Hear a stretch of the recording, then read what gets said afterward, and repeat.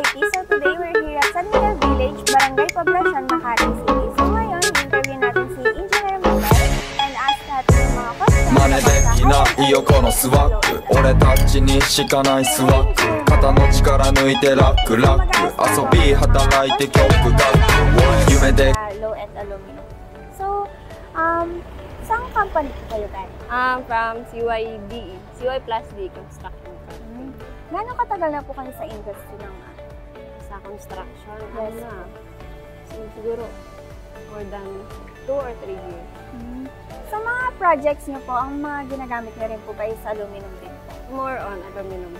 So, ano po yung sa tingin niyo advantage ng high-end aluminum versus sa low-end aluminum? Sa unang-una sa quality nila, tapos advantages, yun, quality, tapos yung, siguro sa branding, ganyan.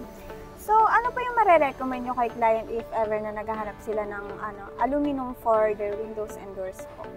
Siguro kung in terms of sa price, siyempre titignan kung depende kay client kung ano sa kanya sa price. Siyempre yung sa low end tayo. Pero kung may budget naman din, and kung yung quality talaga ang hanap, dun sa high end. Pero sa inyo po, kung ikaw po yung papapiliin, ano po yung mas pipiliin? Siyempre dun tayo sa quality na sa high end na tayo. Ayun. Thank you so much. Thank you. Hey mga ka-hype! So today we're here at San Lorenzo Village and kasama natin ngayon si Architect Emmanuel. Ayan. Mag-aas lang tayo ng mga questions kay Architect about sa mga aluminum. Ayan. So, Architect, may idea na po ba kayo sa mga low-end and high-end aluminum po? Di pa po masyado. Pero sa mga projects po na na-handle nyo, ano po yung mga ginagamit nyo na mga material po sa mga windows and doors? Kadalasan po PVC or wood types po, ganyan. Pero naka-handle na rin po kayo ng may aluminum na gamit? Katunayan po, bali ngayon pa lang sana sa okay. project. So ngayon po, meron po kaming dala na sample about sa mga aluminum. May low-end and high-end na aluminum po kami ipapakita sa inyo. So,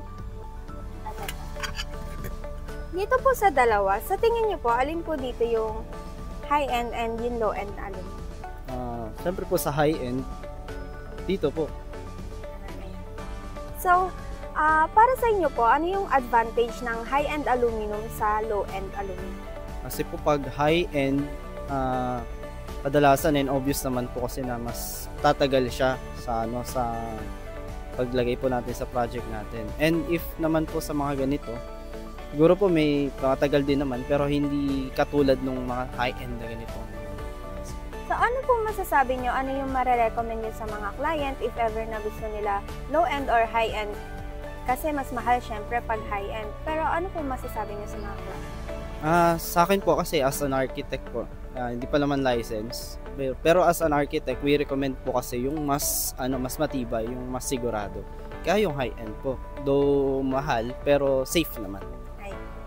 So, ayun lang po. Thank you po, Architect Emmanuel po, sa pagbibigay ng mga opinions nga about sa low-end and high-end aluminum. Hi mga ka-IP! So today kasama natin si Sir Raymark. Tatanong tayo ng mga questions sa kanya about sa thoughts niya sa ating mga aluminum. So meron po kang hawak dito na low-end profile ng aluminum and high-end profile ng aluminum. So sa mga, kunwari magpapagawa po kayo ng bahay, magpapa-install po kayo ng mga salamin for windows and doors, ano po yung thoughts niyo dito? Ano po yung mas pipiliin nyo? Sa low-end po ba or yung high-end po? Well, definitely, if ever naman na when it comes sa quality, syempre doon tayo sa high-end. Pero syempre, kung like me na nangangamuhan lang din, syempre mas gusto ko rin ng syempre budget friendly. Pero kung kaya nyo i-mix in both po yun, so mas maganda kung may quality plus budget friendly para mas ma-afford ng mga clients po kagaya ko.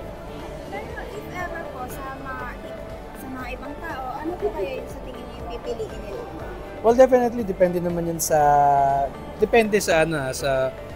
kung ano yung klase ng client yung inahabol nyo. If ever na high-end clients yan, definitely high-end yung high-end na quality yung kukunin nila. Kahit na medyo mas mataas yung price pero mas long lasting.